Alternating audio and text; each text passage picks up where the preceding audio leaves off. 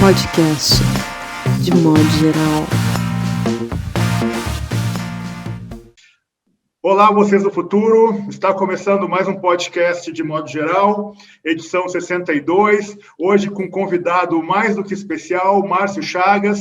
O último episódio de participação do nosso querido Carlos Eduardo Pereira e a estreia como colunista provisória, Mariana Paiva, uma das escritoras com uma das dicções mais interessantes da literatura brasileira contemporânea. Estou muito feliz com a sua chegada aqui, seja bem-vinda. E também Semaia Oliveira e o retorno de João Paulo Cuenca. E como é tradição do podcast, vamos começar pelas impressões positivas ou negativas dos últimos dias de João Paulo Cuenca. Boa tarde, bom dia, boa noite. Não tem como não falar do circo da internação do presidente e da maneira como o gado zumbi reage quando você dedica ao presidente a mesma solidariedade que ele dedicou às 540 mil famílias vítimas da Covid. É impressionante como fica claro os dois pesos e as medidas diferentes. Se você repete as mesmas frases, eles ficam ofendidíssimos e dizem que Deus vai te dar, em dobro. Imagino que esse homem não deve estar pagando agora, tendo que tirar 1 quilo de matéria fecal por uma sonda nasal. Deve ser desagradável, mas ainda é muito pouco mesmo, em relação ao que ele merece.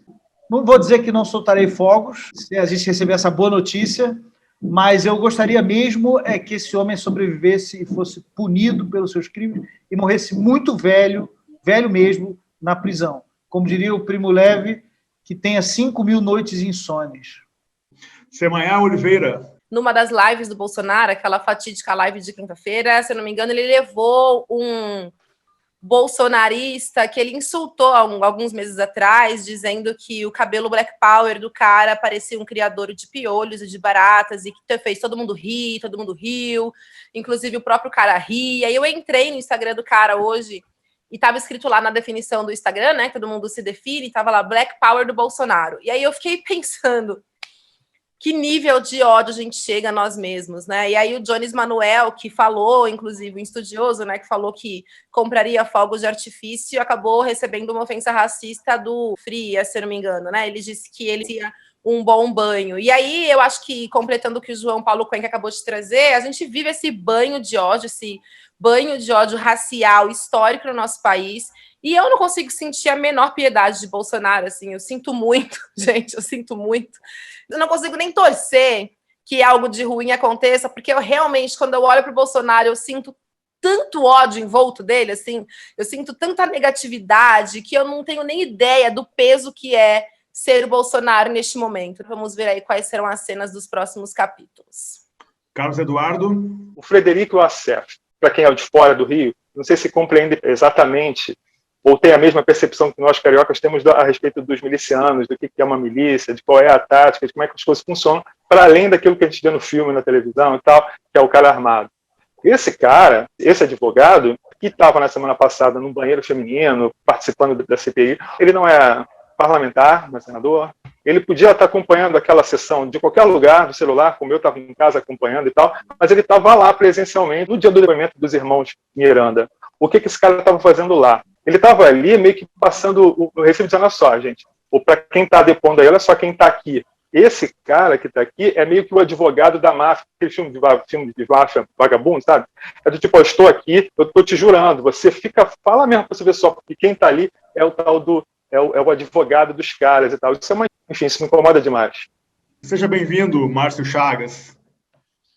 Muito obrigado. Na realidade, eu tenho 2 incômodos. O primeiro é com relação a presidente, né, que eu acho que é um incômodo geral. Não tem quem não se incomode com tudo que está acontecendo no país. E o que mais me questiona, como que a gente caiu na armadilha de 2018. Fizeram uma montagem de uma foto da Bíblia lá, de Jesus Cristo deitado, como se ele fosse um Jesus Cristo. Então, o quanto o cristianismo foi danoso na nossa construção como povo, e continua sendo. E o outro fato negativo, que me incomoda bastante, foi o que aconteceu na final da Eurocopa, no domingo passado, quando os jogadores negros, os 3 jogadores negros, erraram a penalidade automaticamente. Foi um negócio assim, instantâneo. Eu pensei assim, deu para eles. porque ao negro não cabe o erro. Se nós formos perfeitos, a gente não está fazendo mais do que a nossa obrigação.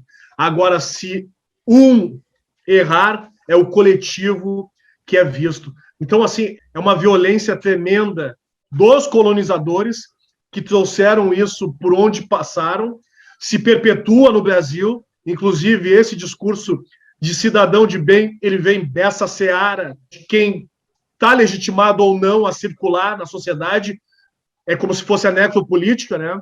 Esse pode, aquele não pode, mas quando a gente quer dar uma apaziguada, a gente pinça um deles, como aconteceu, inclusive, com esse rapaz que se sujeitou a ficar atrás da live da quinta-feira, a fatídica live da quinta-feira, depois adotando o discurso do Black Power bolsonarista. Então, a gente tem muito que evoluir. Infelizmente, isso é uma marca muito histórica do cristianismo, do colonialismo e da canalice que se perpetua no nosso país. Muito bom, brilhante. Mariana, seja bem-vinda. Obrigada. Então, para além de tudo que vocês já citaram, né, porque o Brasil é todo de um 7-1, eu penso em duas coisas assim que me chamaram muita atenção essa semana. Uma é que eu, depois de muitos anos mesmo, agora na coisa da pandemia e fazendo tese de doutorado, me vi numa necessidade de fazer uma coisa que me distraísse e foi assistir novela. Então, eu assistindo essa novela do Comendador Império, que passou em 2014, acho, 2013, 2014, e essa semana está com uma situação de um prédio que foi ocupado por pessoas sem teto. E é muito engraçado ver como essa representação acontece de pessoas que são tratadas como se fossem bandidos, toda a comunidade de Santa Teresa se sentindo ameaçada, todo mundo falando, e aí, vamos fazer como? Uma personagem que é a esposa do comendador falando, bom, eu preciso tratar o pobre bem, porque pode ser que ele vire presidente. É muito engraçado e muito trágico, na verdade, como esses discursos todos foram sendo criados e a gente chegou até aqui em 2021. Também uma outra coisa que me chamou muita atenção foi a carta para o Festival do Jazz do Capão, que não teve seu apoio, sua captação liberada para a Lei Rouanet, porque tinha um post, dentre vários, do festival no Instagram, falando que aquele era um festival antifascista e democrático. E aí isso aconteceu, essa recomendação de que o festival não pudesse captar os recursos pela Lei Rouanet, mas, por outro lado, Paulo Coelho veio e garantiu o apoio que faltava. Na verdade, o festival conseguiria se realizar sem a captação da Rouanet, mas seria para alguns extras que aconteceriam. Paulo Coelho foi e já se dispôs a isso. Então, eu acho também que a gente está num buraco, mas tem resistência, que é alguma coisa que eu acho que faz a gente dar uma respirada de vez em quando, né, pelo menos. O que chamou a minha atenção foi essa figura pública, ele é um youtuber, enfim, Júlio Cocielo, ele foi absolvido da acusação.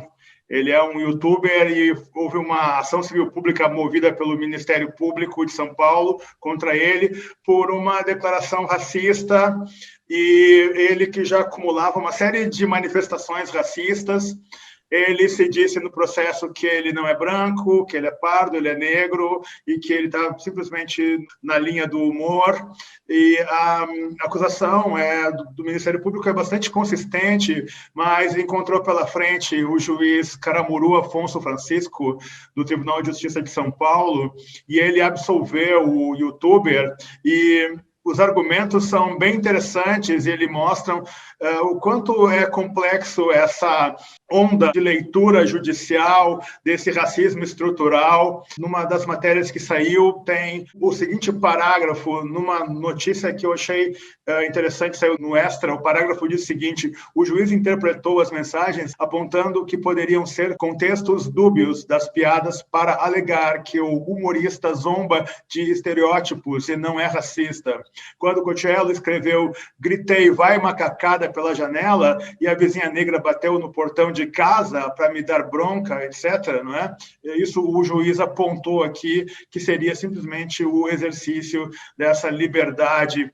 E aí me parece interessante, rapidamente aqui, recuperar nessa decisão que eu li inteira do juiz da 18ª Vara Civil do Fórum Central de São Paulo, ele diz lá pelas tantas, o requerido não agiu com dolo, culpa grave, nem se apresenta como exemplo negativo.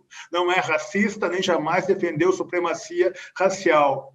O que, na lição de Antônio Junqueira, etc., descaracteriza sua conduta como ensejadora de responsabilização civil por danos sociais. Resta-nos apenas, ante situações como a destes autos, repetir com muita ênfase as palavras incisivas de José Joaquim de Campos, da Costa de Medeiros e Albuquerque, naquele que acabou se tornando o refrão do hino da proclamação da República. Olha as referências. Liberdade, liberdade, abre as asas sobre nós, nas lutas e na tempestade, dá que ouçamos a sua voz. Bom, nós poderíamos perder um podcast inteiro fazendo uma decupação desse argumento articulado pelo juiz, mas parece bastante elementar a incapacidade de perceber a gravidade do crime, a função da justiça, o que implica a cruel opressão do povo negro, o que significa esse racismo recreativo. E essa é a justiça com a que a comunidade negra no Brasil tem que lidar. Com isso, nós fechamos o primeiro bloco do podcast episódio 62 e vamos ao segundo bloco, em que poderemos explorar as opiniões e perspectivas do nosso convidado, Márcio Chagas. Até!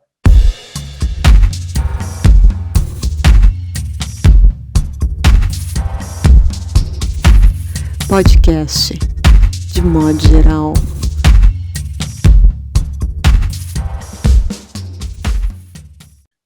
Olá, vocês do futuro.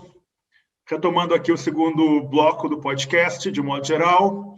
Márcio, meu caro amigo, eu queria lhe perguntar o seguinte. Você foi um dos juízes mais importantes que se teve aqui no nosso país e também foi comentarista da TV Globo, das partidas de futebol. E por seu posicionamento nesse espaço, paradoxalmente, de tantos tabus, lhe colocou, digamos assim, numa posição muito singular e incômoda, eu acredito. Como é essa relação, e tem também aquele seu depoimento, aquele seu ensaio na UOL sobre toda a conjuntura do futebol gaúcho no interior. Você não tem árbitros negros hoje no Rio Grande do Sul. A solução da Federação Gaúcha foi reduzir e extinguir a quantidade de árbitros negros. É inacreditável. O que você pode nos dizer a respeito do comportamento brasileiro, meu caro amigo, a partir dessa lente tão aguçada que você articula já há anos? Eu vejo o futebol, hoje em dia, de uma maneira muito mais crítica do que o tempo em que eu atuava como árbitro, mas já como comentarista eu já conseguia analisar isso. Para mim, o futebol ele nada mais é do que uma representação contemporânea da escravatura. A única profissão no mundo que se compra e vende pessoas e se fala abertamente numa tranquilidade, onde os corpos negros que estão dentro do campo de jogo, dentro das quatro linhas, e são protagonistas, eles ficam sempre na perspectiva de serem comandados, mas nunca de serem comandantes. Né? Quando eles saem das quatro linhas, pouquíssimos, quase nenhum, são técnicos de futebol, preparadores físicos, dirigentes, diretores, presidentes, conselheiros, presidentes das federações, fazem parte dos órgãos que tem dentro da própria CBF. E um outro fato que me chama a atenção é de que nunca tivemos um treinador negro na seleção brasileira também. Bom, vão se dizer, mas teve o Luxemburgo.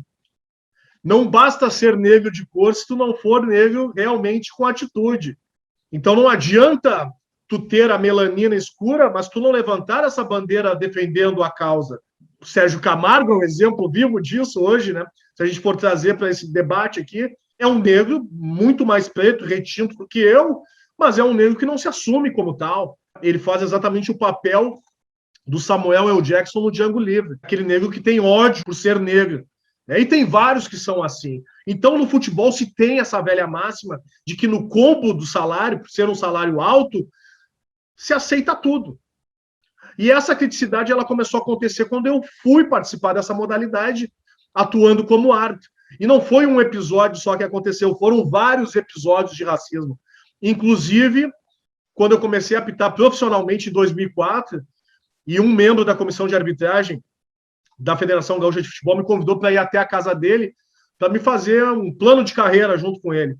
E eu fui inocentemente até a casa dele, ele me deu um papel e uma caneta, pediu para eu ir anotando, eu fui anotando, 10 minutos de anotações, ele só um pouquinho recolheu o papel de cima da mesa, olhou e fez o seguinte comentário: é a tua letra mesmo? E aí eu perguntei para ele: como assim? A gente estava em dúvidas na comissão de arbitragem se era tu que preenchia a tua súmula ou se a tua esposa ou a tua mãe preenchiam, porque é uma letra muito bonita e um português muito bom.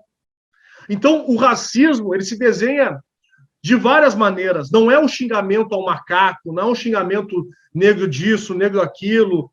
Ele se desenha de várias formas, né? Essa foi uma maneira que eles adotaram. Por quê? Imagina, eu com 27 anos, formado em Educação Física, pós-graduado, concursado, trabalhando em 3 lugares. Eles tinham que achar algum problema em mim. Eles tinham que achar alguma dúvida. Porque como é que pode um negro estar ocupando esse espaço e ter todas essas qualidades que outros não têm? E isso eu comecei a analisar e perceber que aquele era um espaço onde o meu falecido pai sempre dizia: não adianta tu ser somente bom, tu vai ter que ser muito bom, e mesmo assim tu vai ser colocado em dúvida sobre a tua capacidade o tempo inteiro. E tu vai ter que ter um equilíbrio emocional muito grande, porque a reação que eles esperam de ti é a reação violenta para dizer: viu? Viu como eles são? Viu como eles são? Se não faz na entrada, faz na saída. Tinha que ser, que era um ditado que eu escutei a minha infância inteira, sem entender o porquê que eu tinha que escutar aquilo ali, que hoje, quando a gente aborda essa temática, essa burguesia asquerosa brasileira diz que é mimimi, vitimismo.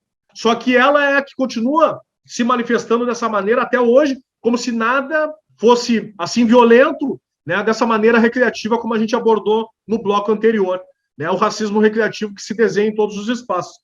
E aí, eu voltando para essa temática do futebol, o futebol ele se desenha exatamente nesse sentido, de compra e venda. Os jogadores, quando tem que se posicionar não só em lutas raciais, mas sociais, se calam, porque entra o empresário, que normalmente é branco, que faz com que eles não se manifestem, porque vão perder contratos, vão perder patrocínios, vão perder benefícios e privilégios que, no imaginário de quem não tem a consciência, acredita que aquele espaço ele não é merecedor, ele está sendo colocado ali por uma benesse de alguém. Só que enquanto ele não inverter essa moeda e pensar: o futebol precisa de mim e não eu que preciso do futebol, a gente vai ter ainda essa mentalidade escravocrata dentro da modalidade. Então, a gente podia trazer vários elementos abordando a questão do futebol, porque o futebol ele se manifesta, e para mim ele é uma continuidade da nossa sociedade. Ele não tem nada de mundo paralelo, ele é exatamente um reflexo de tudo aquilo que a gente convive. E trago uma outra comparação que muitas vezes é trazida pela imprensa brasileira, que é fazer um comparativo com jogadores e atletas americanos com jogadores e atletas brasileiros. Tem uma diferença oceânica. Primeiro, nenhum atleta americano se torna profissional sem passar pelo high school e a universidade. Aqui no Brasil, os atletas são entregues pelas famílias com 11, 12 anos por 3 refeições: café, almoço e a janta. Não tem nenhum compromisso dos clubes na questão de escolarização com esses atletas. Então, como é que eu vou cobrar que os caras, quando são ofendidos, são xingados, que eles vão no microfone e se posicionem, se os caras não sabem nem a sua história? Eles não tiveram acesso a uma educação de qualidade. Nós que somos adultos ainda não sabemos a nossa ancestralidade, a nossa origem. Tu imagina um jogador semi-analfabeto, né, que na realidade são analfabetos funcionais, abordando uma temática de: vamos falar sobre a negritude e a religiosidade africana. Não, não posso. O meu empresário é evangélico. Como é que eu vou falar sobre negritude e a religiosidade africana? Eu vou perder espaço, eu vou perder o meu patrocínio, eu vou perder um contrato mais adiante. Então, o futebol ele é uma representação contemporânea da escravatura muito viva. Isso é uma abordagem que eu venho trazendo e gostaria mais adiante, inclusive, de criar e colocar isso na literatura, com um livro, escrevendo com vocês, que já têm essa prática há muito tempo, que possam me orientar e me ajudar a trazer as minhas vivências dentro do futebol, fazendo relativização através da nossa sociedade, que é um papo que rende bastante. Ótimo, perfeito, Márcio. Faremos isso juntos aí, amigo. Conte comigo. João. Antes de tudo, queria parabenizar o Márcio pela trajetória dele, pelo Tupê Possível, prestar minha solidariedade com a questão da RBS. O Brasil ele pode ser, enfim, injusto demais quando você ocupa espaço e dá opiniões, e ainda mais no seu caso. Então, assim, eu queria te fazer uma pergunta que você já deve ter escutado muitas vezes, que é o seguinte: a gente sabe que o árbitro de futebol é a pessoa mais odiada de um estádio com milhares de pessoas. E ele já é odiado e já sofre injúria quando é branco. Num país racista como o nosso, isso chegou no seu caso, como foi fartamente documentado, a níveis absurdos de violência verbal e física. Eu te faço uma pergunta meio boba, mas por que você começou a apitar? Porque é um bagulho, eu acho muita pressão. Aí eu queria te fazer essa pergunta: por que você começa a apitar?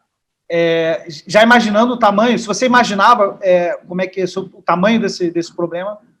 E eu queria também te fazer uma pergunta dentro dessa, que é o seguinte: nos seus anos de arbitragem, sabendo da referência que você foi para uma geração de novos árbitros, enfim, qual foi o momento mais delicado que você viveu em campo, assim, que você pensou, caramba, isso aqui é uma coisa que eu vou me lembrar nos próximos tempos? Bom e ruim. Eu me interessei pela arbitragem de futebol quando eu estava na metade do meu curso de Educação Física. Eu sou professor de Educação Física, formado pela Unicinos, e eu estava num dilema. Eu sabia que, trabalhando em academia, eu não ia ter uma rentabilidade suficiente para me manter. Em escola, eu poderia dar aula por algum tempo, mas pelo meu gênio eu não ia durar muito tempo, e não durei muito tempo. E aí eu vi assim, eu vou trabalhar com futebol. Só que eu não vou trabalhar em clube. Porque por mais que as pessoas imaginem, o futebol ele vem de uma ideia extremamente falaciosa. Esses caras que aparecem na televisão quarta e domingo, esses são 0,87% do futebol brasileiro. São os caras que ganham salários acima de 50 mil reais. Eles são, assim, a cereja do bolo num formato minúsculo. E eu, nessa perspectiva, eu disse, eu vou apitar futebol. Porque eu sou um ex-atleta de basquete, não sou um ex-jogador de futebol frustrado, mas eu acredito que eu possa estar dentro desse ambiente apitando, comandando, que eu acho que tem mais a ver comigo. Tomada de decisão, ser uma pessoa que vai exercer um cargo alto e decisivo dentro do esporte. Eu não imaginava, até porque eu sempre pensei que o futebol fosse um espaço democrático, porque a gente sempre observou, a seleção brasileira, né, tem vários jogadores negros, dos times de futebol tem vários jogadores negros, mas aí quando se depara com a relação do posições e cargos de poder, não.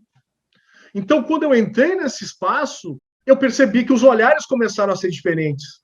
Porque no momento que eu demonstro qualidade para ocupar e estar ali dentro por competência, eu começo a ser avaliado diferente. Tanto que um membro da comissão de arbitragem ousou questionar minha letra. E todos os momentos eu tinha que estar justificando o fato de estar ali. Eu escolhi para aumentar o meu currículo e ter uma rentabilidade maior. Óbvio que eu tinha um planejamento individual de acreditar que eu, estando ali dentro, eu iria lutar para chegar num patamar maior, que era ser um árbitro internacional, ser um árbitro FIFA. Eu bati na trave, eu fui árbitro aspirante à FIFA. Não cheguei no quadro internacional por um detalhe, porque eu acreditei que somente as minhas boas atuações dentro do campo de jogo me levariam para esse patamar. E com o tempo eu observei que não. Eu observei que eu tinha que ter outras articulações, inclusive políticas, e eu não tinha. E isso foi um detalhe muito decisivo para eu chegar no patamar maior.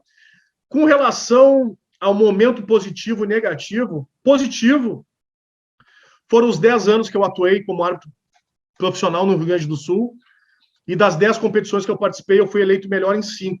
Fiquei entre os melhores em 8, eu só fiquei de fora em 2.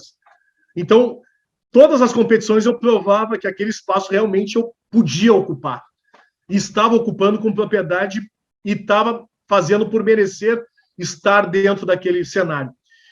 E o momento negativo foi quando eu tive e fiz a denúncia em 2014, no caso que aconteceu em Bento Gonçalves, quando antes mesmo de começar o jogo, eu já adotava uma postura de não aquecer no gramado, eu aquecia no vestiário sozinho, enquanto os meus colegas brancos aqueciam no gramado, para evitar os xingamentos racistas, que eram comuns, e por mais que eu relatasse em súmula, não acontecia absolutamente nada. Então, eu saí do vestiário, fui macaco, morto de fome, volta para a África, volta para a favela, e um xingamento que eles gostavam de dizer bastante, que era matar negro não é crime, é adubar a terra, que era o que me deixava mais bravo. Mas eu não podia fazer nada, a não ser relatar em súmula, mesmo sabendo que não fosse acontecer absolutamente nada. E me chamou a atenção que nesse episódio, e foram 4 momentos, em todos os momentos eu estava acompanhando da Brigada Militar, a PM, que não fez nada. Então os caras compactuaram com tudo aquilo que estava acontecendo, como se eu não tivesse que dar importância para aquele crime que estava acontecendo, que na Constituição diz que o racismo é um crime imprescritível e inafiançável. Mas para quem, né, representa o Estado, no caso a Brigada Militar, a Polícia Militar, para eles não é um crime, é algo normal. No final da partida, eu me deparei com o meu carro amassado a pontapés, casca de banana no capô, fui ligar o carro, caíram 2 bananas do cano de escapamento, e aí eu fiz a denúncia. Para minha surpresa negativa, no outro dia eu recebi uma ligação do presidente da Federação Gaúcha de Futebol, que hoje é um dos vice da CBF, Francisco Noveleto, que eu gosto de dizer o nome dele, sem nenhum medo. Ele me ligou questionando por que eu não havia ligado para ele antes de fazer a denúncia. E eu disse que era uma questão pessoal. E aí ele me falou, bom, tu está expondo o clube, o Estado, a competição e o meu amigo, que é o presidente do Esportivo de Bento Gonçalves. E aí eu perguntei para ele, e eu como é que fico nessa história? Vocês estão acostumados com isso. Se o problema é o teu carro, eu pago o teu carro. Agora tu está fazendo uma tempestade num copo d'água. Tu sabe que a tua carreira vai encerrar. E eu disse, eu vou pagar o preço que for que pagar, mas eu vou até o fim. E aí ele disse, bom, tu que sabe. E realmente a minha carreira encerrou aos 37 anos. Eu fui até o fim.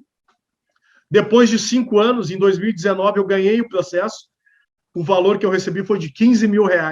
Então, R$15 mil por eu ter encerrado a minha carreira, por eu ter sido violentado no meu espaço de trabalho. Esse é o valor que a justiça brasileira condena um racista. Vale a pena? Para mim, valeu, porque era uma questão muito pessoal. Hoje, e daqui a alguns anos mais adiante, eu vou ter o orgulho de olhar para os meus filhos e dizer, se algum, desculpa o linguajar, filho da puta falar para vocês alguma coisa, vocês vão dizer, pois é, o meu pai teve a coragem que o pai de vocês nunca vai ter. E se algum juiz fizer esse tipo de denúncia agora, você vai ter aberto esse caminho também, né? Isso que eu queria também te perguntar. Você acha que se acontecesse hoje, seria diferente? 6, 7 anos depois? Não vai ser diferente, vai continuar sendo da mesma maneira. Esse ano aconteceu, teve um Grenal aqui no Brasileiro, que o Brasileiro se estendeu de 2020 para 2021, e um árbitro de São Paulo, Luiz Flávio de Oliveira, foi simplesmente violentado racialmente. Manifestações através das redes sociais, dos torcedores gremistas, os mais pesados que tu possa imaginar. E aí a Delegacia de Combate à Intolerância procurou o árbitro para que ele fizesse a ocorrência, e ele disse que não iria fazer, e eu entendi o porquê que ele não queria fazer. Porque, com certeza, houve uma pressão da Comissão de Arbitragem da CBF, dos seus dirigentes, para que ele não levasse a situação adiante, para não expor a competição, e automaticamente, na outra semana, ele estaria escalado também. Então, tem aquele famoso me ajuda que eu te ajudo, que mais adiante eu te mantenho colocando na escala. Eu não quis receber essa barganha, eu preferi encerrar minha carreira de cabeça erguida e deixando as pessoas refletirem sobre tudo que aconteceu. Márcio, vou até comentar que tem uma amiga que em 2014 ela passou no concurso público em Bento Gonçalves. E aí eu lembro que a primeira coisa que ela falou pra gente foi: gente, eu passei no concurso público em Bento Gonçalves, eu tô indo para lá, eu tô desesperada, porque eu não sei como vai ser viver em Bento Gonçalves, sendo uma mulher negra, sozinha. Então, você ter dito que se aquecia dentro do vestiário para não se expor, né? O quanto que a gente mutila nossas vidas para tentar se proteger. Eu não tenho nem palavras, assim, eu tô te ouvindo, li todas as reportagens sobre você e eu sinto muito, assim, que a gente ainda precise lutar tanto para existir. E aí eu vi que recentemente começou um observatório de discriminação racial no futebol, que é uma coisa recente. e que tem mostrado, né, o aumento das denúncias, ainda é uma apuração muito incipiente, porque, se eu não me engano, se baseia nas reportagens que saem, e eu imagino o número de casos que nem são reportados. Mas eu gostaria de ouvir você um pouquinho sobre... Você vê, assim, algum outro tipo, nos últimos anos, de articulação entre profissionais negros do futebol? Porque eu acho que alguns jogadores começaram a se posicionar um pouco mais, né? A gente viu em 2019 2 treinadores negros se posicionando. Tem algum diálogo entre os profissionais negros de futebol em relação a como reagir ou a como ocupar outros espaços? Como é que é isso? Infelizmente não, porque nós que somos negros sabemos que a gente tem uma questão econômica que nos impossibilita de ter coragem, inclusive. Por mais coragem que a gente tem os boletos que chegam no final do mês e esses não vão saber se é preto ou branco, eles vão te cobrar igual. E muitos se calam em virtude disso, sabendo que um determinado posicionamento pode acarretar simplesmente encerramento da sua carreira, como aconteceu comigo. Quando eu fui para o enfrentamento, eu não tinha absolutamente nada a não ser a minha coragem. É óbvio que eu tinha minha esposa, que era funcionária pública, se as coisas de repente não acontecessem, ela ia segurar a barra financeiramente, mas quando eu fui para o enfrentamento, eu escutei muito. Cara, tu tá louco, tu vai comprar uma briga, tu vai acabar tua carreira, tu vai fechar a porta aqui, tu vai fechar a porta ali, tu não vai fazer nada mais. A gente está no Rio Grande do Sul, que é o Mississippi do Brasil. Eu disse, eu sei, mas alguém vai ter que meter um balde nessa fogueira que os caras colocam o tempo inteiro na gente. Eu não estou fazendo isso para ser um mártir do futebol, um mártir social. Estou fazendo isso por uma questão, porque eu tenho meus filhos. Na época eu só tinha um, que era o Miguel, tinha 10 meses, que foi quem me motivou a ter essa coragem. Depois veio a Joana. Então, não tem essa união que se imagina que tenha. Muito pelo contrário, tem vários jogadores negros que, inclusive, não entram nesse debate do racismo, porque não querem se expor para não perder os patrocínios, porque compraram a ideia dos seus empresários, dos seus dirigentes, de não abordar isso. Como é que os dirigentes, os empresários vão continuar fazendo as piadas se os jogadores tiverem um posicionamento firme? Como é que os filhos dos empresários e dos dirigentes, no churrasquinho de domingo, vão fazer aquela piada de preto para todo mundo rir se os jogadores tivessem um posicionamento? Não vai acontecer. E esse fato que o Paulo trouxe no primeiro bloco do Cotiello é exatamente isso. O racismo, ele é um crime perfeito, onde quem denuncia se torna um vilão e quem comete se torna vítima. Então, a justiça não foi feita para mim nem para ti, ela foi feita para se protegerem, de uma certa forma, de cometerem os crimes e de alguma maneira jogar para injúria, jogar para um pedido de desculpas, um copia e cola de internet, que hoje é bem comum. Se alguém se sentiu ofendido, esse não foi o objetivo. Tiraram do contexto. Eu já sei todas as desculpas, porque há 7 anos eu venho lendo isso aí sistematicamente na internet ou no jornal, porque a imprensa também contribui para isso. A imprensa joga a gasolina, dá o fogo, dá a audiência, mas depois não leva adiante. Quando aconteceu comigo em 2014, eu participei de Altas Horas, eu participei de tudo que é programa que tu possa imaginar. Tá? Quando saiu a sentença em 2019, saiu uma nota desse tamanho assim no jornal. Márcio Chagas ganha um processo contra o Esportivo de Bento Gonçalves. Porque não é mais notícia. A notícia ela é momentânea. Ela tem que ser vendável na hora. Depois, como vai acontecer, não querem saber. Então é muito difícil. Óbvio que eu gostaria que tivesse essa unificação, mas se a gente, como povo preto, brasileiro, mais de 56% da população, a gente não conseguiu se articular ainda para derrubar todo esse sistema opressor racista do nosso país, e a gente tem a possibilidade, tanto municipal como governamental, através do governo, de modificar isso. Tu imagina isso dentro do futebol, que é onde gira o dinheiro. Tu acha que eu vou comprar... Imagina, eu estou falando como se eu fosse um jogador, não eu. Tu acha que eu vou comprar essa briga para deixar de ganhar meus 50, 60, 100, 200 mil por mês, porque o cara está me chamando de macaco, de negro? Eu não. Eu vou botar no meu bolso e fim de papo. Não tem conscientização, não tem coletividade, é cada um por si, cada um por si. E a história do vencedor sempre é que vai prevalecer. Quem ficou no meio do caminho, algum defeito, alguma coisa aconteceu. É a tal conversa da meritocracia, não é, Márcio? Que só é jogado nas costas dos oprimidos. Quando a revista The Economist fez aquela matéria emblemática dizendo que essa coisa, a revista do pensamento liberal ocidental, fez a matéria dizendo, olha, filhote, não adianta você entrar em Harvard, em Oxford e achar que você chegou lá e você vai ter o seu espaço, porque, infelizmente, o teu sobrenome ele conta muito mais do que toda a dedicação e anos de estudo que você coloque nas costas. Infelizmente, são as conexões da sua família que vai definir o êxito que você terá ou não. Carlos Eduardo. Márcio, meu irmão, eu estou falando do Rio de Janeiro, né? Eu sou daqui, mas eu queria dizer que eu torci por você nas eleições, cara. Você é um cara que escreve conto, crônica, é um cara que viveu essas histórias todas. Enfim, eu estava cheio de esperança, né? Que pudesse acontecer alguma coisa diferente com relação logo em Porto Alegre, cara, seria muito simbólico. E só uma questão que me parece importante, Márcio, dessa sua experiência de ter concorrido como vice-candidato à Prefeitura de Porto Alegre pelo PSOL, você tem uma crítica muito interessante em relação aos partidos de esquerda e ao movimento negro.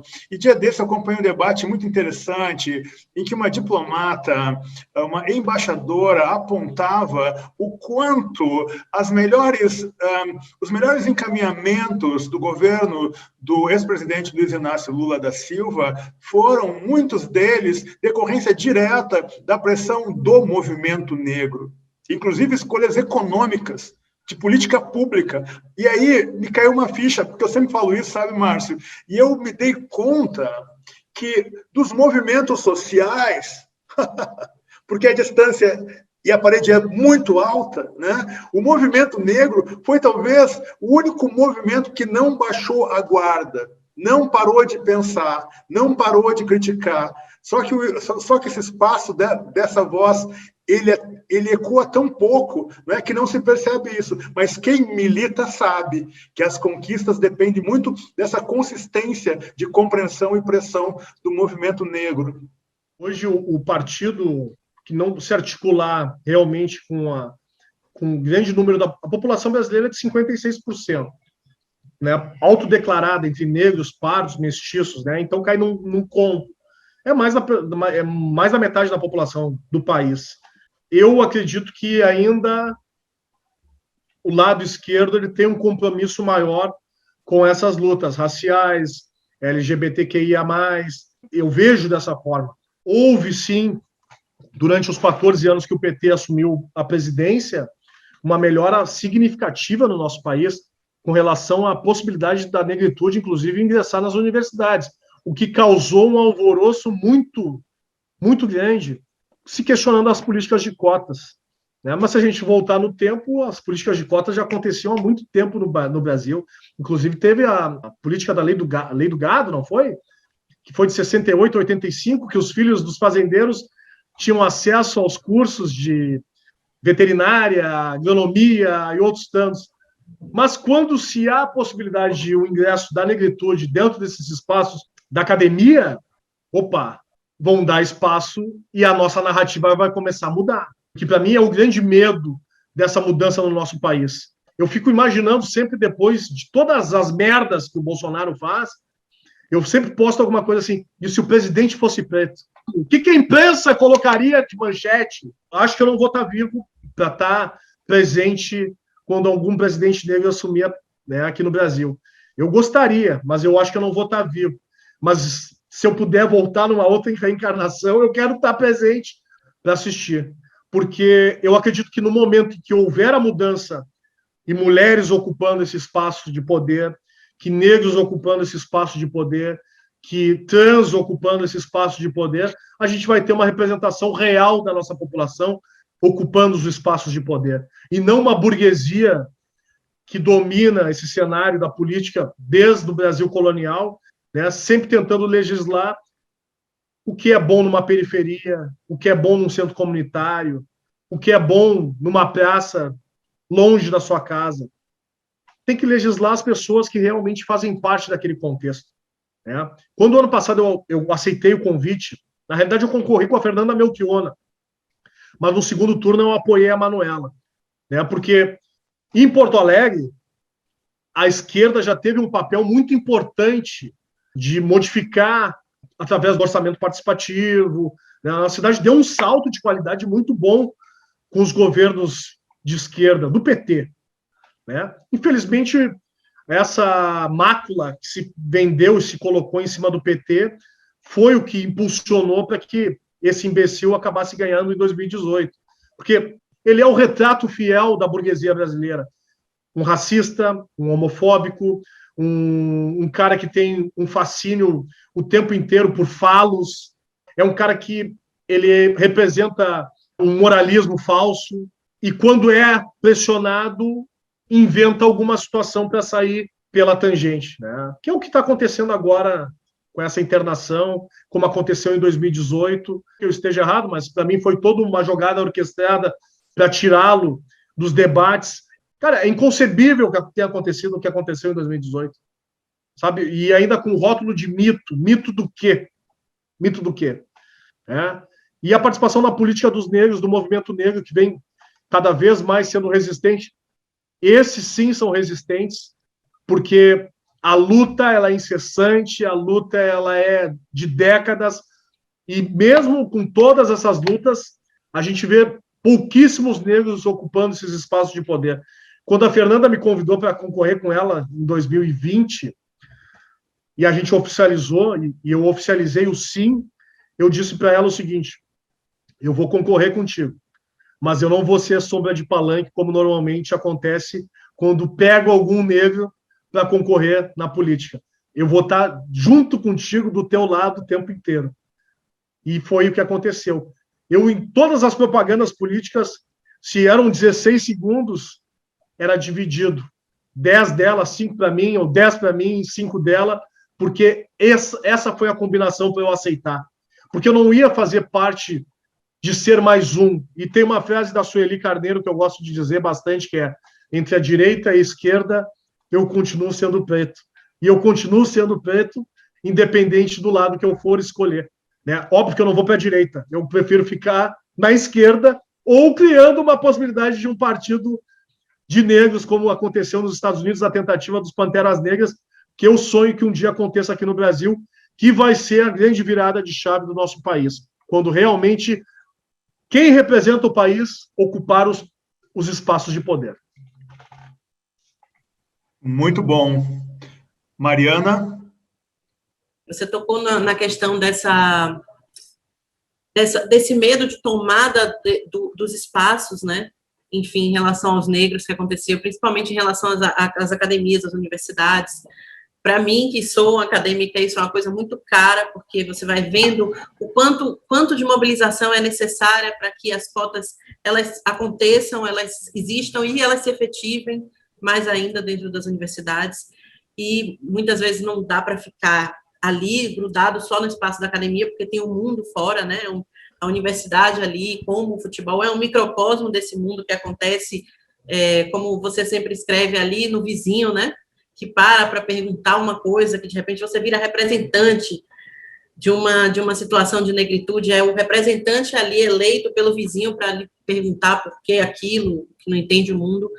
E eu gosto disso, assim, é uma coisa que tem bastante um defeito de cor de Ana Maria Gonçalves, que eu fiquei pensando muito nisso, assim, no quanto essa ameaça, ela cria essas situações de um contra o outro, quando na realidade você tem alguém que está sendo oprimido e que reage, e aí sim é que teoricamente as pessoas veem que começa a violência quando a violência aconteceu antes, né? Mas essas violências discretinhas do cotidiano, ou não tão discretas, mas que já foram aceitas, como a questão do humor que o Paulo citou. E eu queria saber, Márcio, como foi isso na sua formação enquanto pessoa? Qual foi o seu ponto de virada em relação à negritude? Sua educação já contemplava isso? Sua educação de casa, familiar? Ou essa foi uma coisa, uma busca sua, um aprofundamento seu? E em que momento você se deu conta de, tipo, ou se já foi sempre assim, ou não dá mais? Eu vou ter que reagir de forma mais incisiva. Como é que foi isso? Aconteceu quando eu comecei a sair sozinho de casa, quando eu tinha 7, 8 anos, quando a minha mãe dizia, sai bem vestido e leva o documento. E eu não entendia o porquê. Ali aconteceu, né, esse entendimento do que é ser negro num país racista e o que é ser negro numa cidade extremamente racista como é Porto Alegre, né? E eu nunca ouvi os meus amigos brancos recebendo esse mesmo conselho dos seus pais, mas eu ouvia da minha casa, né? E eu sempre andava com minha carteira de identidade e andava preferencialmente bem vestido para não passar a ideia de ser um pivete, de ser um mulambo, né? E tá correndo o risco frequentemente de ser abordado pela polícia, não só abordado, mas também de apanhar da polícia, né? Gratuitamente, como a gente sabe que acontece, porque quando a polícia encasqueta de abordar alguma criança negra, algum jovem negro, é sabido que vai vir violência, não vai ser tratado com carinho, porque em alguém eles têm que colocar todo o seu rancor, toda a maldade que muitas vezes eles têm que escutar num condomínio de luxo, sendo chamados de mortos de fome, que eles tenham que sair dali porque eles não são bem-vindos, então eles vão lá para a periferia tocar todo o seu recalque através da porrada. Então, na minha infância, através da minha educação, que foi muito severa, né, e o Scott sabe como é que é a educação, como foi a educação nos anos 80, a gente tem uma diferença de idade, mas não é tão grande, mas a educação foi praticamente a mesma, de uma cobrança sistemática por rendimento escolar, de uma cobrança sistemática para não ter determinados comportamentos e atitudes que outras crianças poderiam ter, mas eu não poderia ter. Então, eu tinha essa cobrança o tempo inteiro, né? Uma vigia, por mais que meu pai não estivesse comigo, eu sabia que o peso do martelo, por qualquer tipo de atitude minha considerada errada, teria uma causa, um barulho muito maior. Na minha infância, eu me lembro do primeiro episódio que aconteceu comigo. Eu veraneava em Capão da Canoa, que é uma praia aqui, a 130 quilômetros de Porto Alegre, que na época, na década de 70, 80, era considerada uma praia de elite. E nós éramos uma das pouquíssimas famílias negras que veraneava. E eu tinha casa em Capão da Canoa, não era casa de aluguel, eu tinha casa, eu veraneava em Capão. E eu ficava 2 meses, porque a minha mãe era professora do estado, e naquela época tinha uns 2 meses, então eu ficava janeiro e fevereiro. De chegar a enjoar de ficar na praia, mas tinha que ficar na praia, porque meu pai ficava trabalhando e nós ficávamos lá. E um determinado dia de chuva, eu fui num supermercado, não é supermercado, era Real, Rede Castelão, e fui comprar um chocolate, né? Eu, meu irmão e meu primo. Chegamos no caixa, o segurança chegou com um pacote de bolacha que estava aberto, que todas as pessoas tinham passado e comido. Era um biscoitinho que tinha redondinho, fofe, que eram os ursinhos. Eu passei e comi também, meu irmão passou, comeu, quem passava comia, e aí ele chegou e botou no caixa, assim, é deles. Eu disse, negativo, não é não. É deles, eles vão pagar. Eu disse, não vou pagar. Eu tinha 12 anos, não vou pagar. Vai pagar sim, vocês estavam comendo. Eu estava comendo e todo mundo no supermercado estava comendo, eu não vou pagar. E aí ele disse assim, cala a tua boca, negro, senão eu vou te levar para a salinha e tu vai ver o que é bom. E aí eu olhei para ele e disse assim, o que tu disse? Exatamente isso. E aí eu comecei a gritar no supermercado. Olha aqui, ó, o segurança está querendo me levar para a salinha para bater em mim. E todo o supermercado se virou. E aí ele disse assim, cala a boca, nego de merda, que eu vou te bater, que eu vou fazer. E ele continua dizendo que vai bater em mim. Bom, resumindo, não bateu, nós fomos embora. No sábado chegou meu pai. E quando meu pai chegou, o meu pai sempre fazia a mesma pergunta, né? Se nós tínhamos nos comportado durante a semana e se tinham alguma coisa para contar. E aí eu disse, tem uma coisa para contar. Aconteceu isso lá no supermercado. E ele só me perguntou assim, tu não está mentindo? Se eu não estou mentindo, então nós vamos lá. Meu pai foi conosco, entramos no supermercado, está o segurança parado na porta. O apelido do meu pai era Buda. Meu pai parecia o Tim Maia, assim, era um negro alto, gordo, barbudo. No que meu pai entrou no supermercado, eu disse, é esse. Meu pai pegou ele pelo pescoço e levantou assim, ó. Tu vai dar em mim agora. Sabe por que tu fez isso? Porque tu achou que preto não tem pai, que não tem família. Agora a história é comigo. E o supermercado todo virou e veio o gerente. Não, meu senhor, calma. Calma o quê? Tu queria bater no meu filho de 12 anos. E ali eu consegui me sentir protegido e entender tudo que o meu pai sempre dizia para nós, do fato de não errar e não mentir. Por mais difícil que fosse a informação, conta a verdade. Então, aconteceu desde cedo. Eu não tive despertar e virada de chave para entender que eu sou preto. Eu sempre fui e vou continuar, porque eu tive esse entendimento desde cedo através da educação dos meus pais.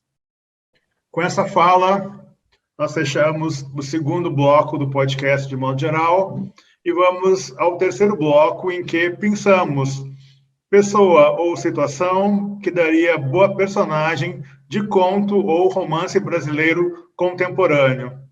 Até!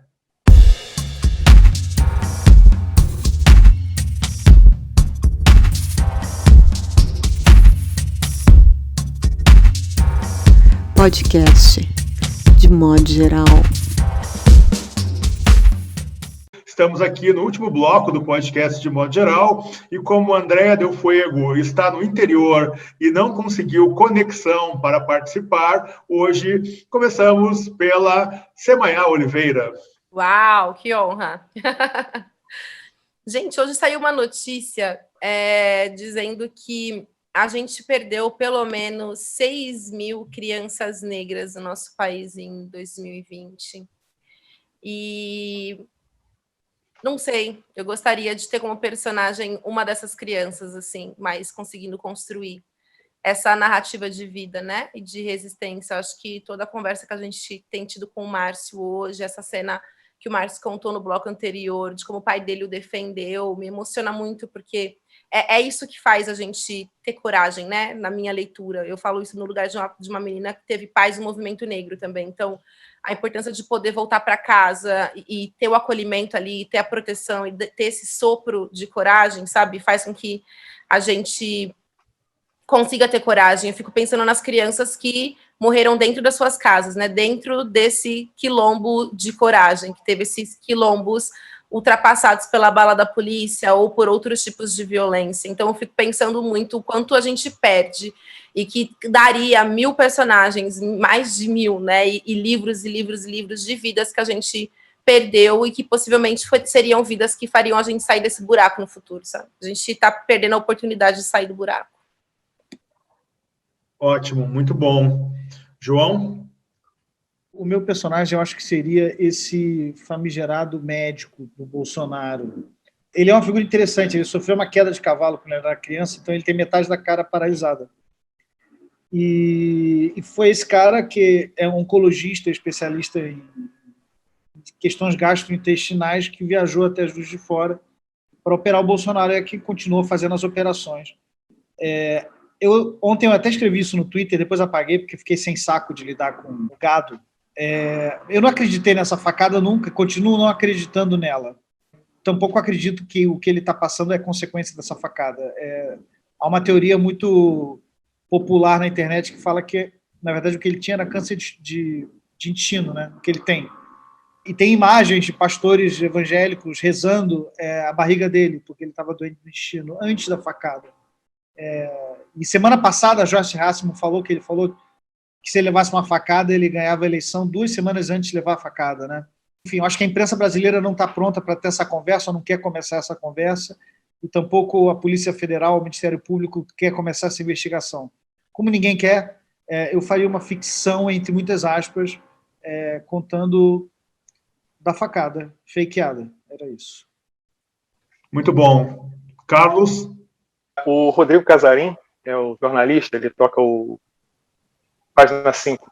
A gente se encontra de vez em quando, e semana passada eu estava conversando com ele desde a primeira vez. Ele tem uma vivência no futebol, mas pela torcida. Ele era participante de torcida organizada e tudo mais pelo São Paulo.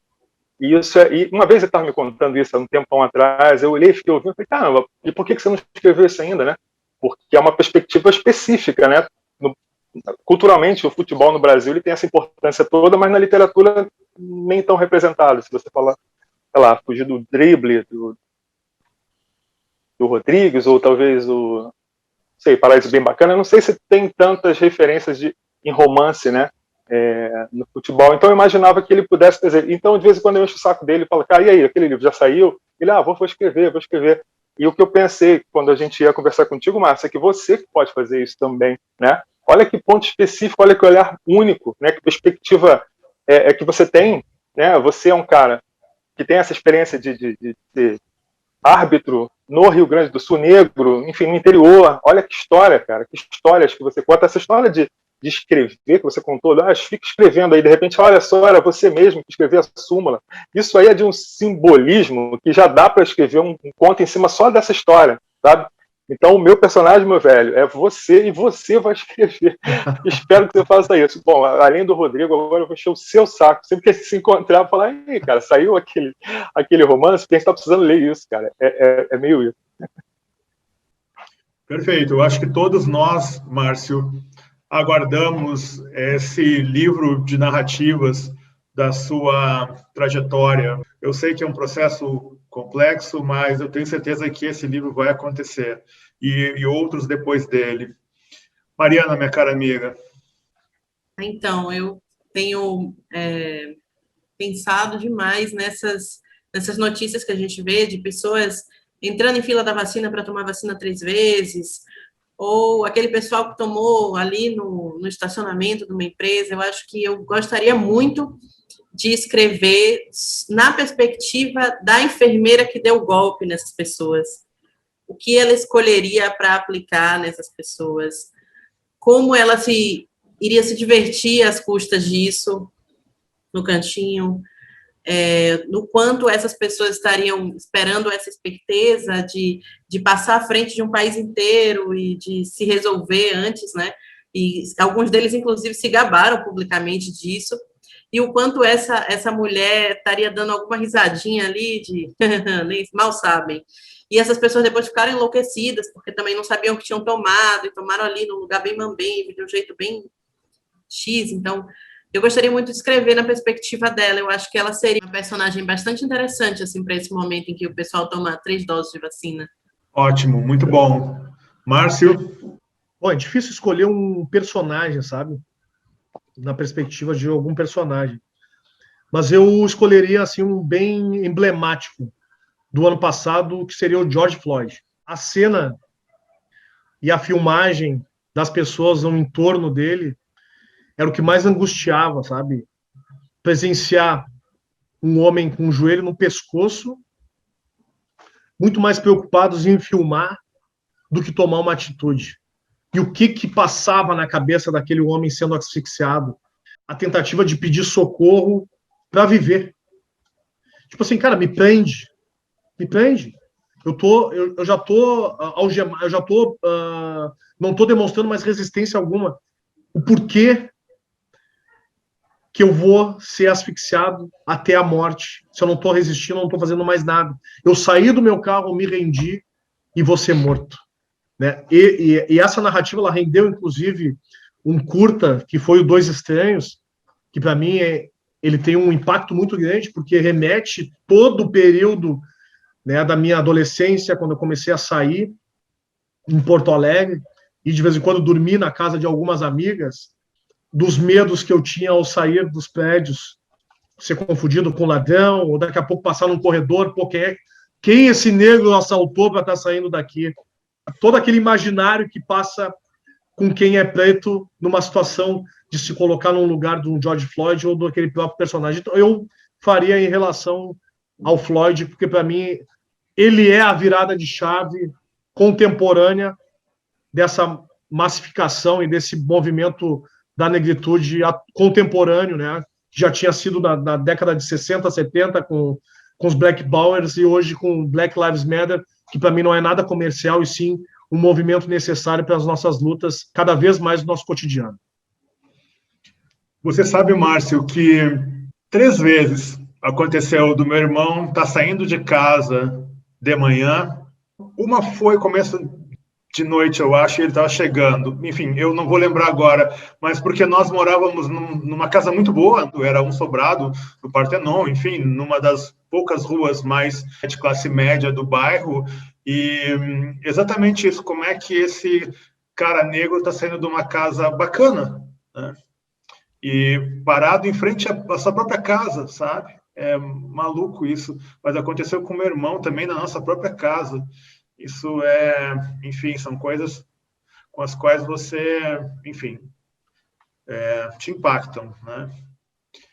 Bom, eu acho que General Walter Braga Neto é uma figura não só para virar personagem, mas a ser estudada, porque hoje ele é mais acirrado do que o próprio presidente em exercício, e se tem alguém que fala em golpe é esse senhor. E ele tem toda essa fama de ter sido aluno nota 10 em tudo, ser um sujeito brilhante, e tem toda essa coisa de se revelando aos poucos, e não seria tão em função da personagem em si, inspiradora, mas da temática que acerca essa figura, sabe? De você ir se revelando na sua leitura, na sua intenção. E hoje eu tenho certeza que se esse sujeito fosse o presidente do Brasil, nós estaríamos tão mal quanto estamos com Jair Bolsonaro, porque são esses momentos de paixão que eu já mencionei em outro espaço anterior, essa paixão que você falou, né, Márcio? Esse encantamento pelo falo, essa broderagem, né? O falo do outro, um beijo hétero, um carinho hétero. Caramba! Mas isso é tão evidente que você tem um problema, meu caro amigo. Isso está estampado na sua testa. Vá resolver o seu problema. Se aposente. Não intranquilize o país.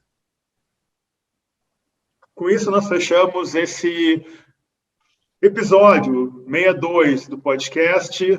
Muito feliz com a sua presença, meu caro amigo Márcio Chagas. Muito obrigado também a Mariana Paiva, que estreia hoje. Carlos Eduardo, foi uma felicidade conviver com você. Você é um cavalheiro, um sujeito, um grande escritor. Muito obrigado aí pela presença. E também, iluminada como sempre, Semaia Oliveira, e instigante como sempre, João Paulo Cuenca. Muito obrigado e até a próxima.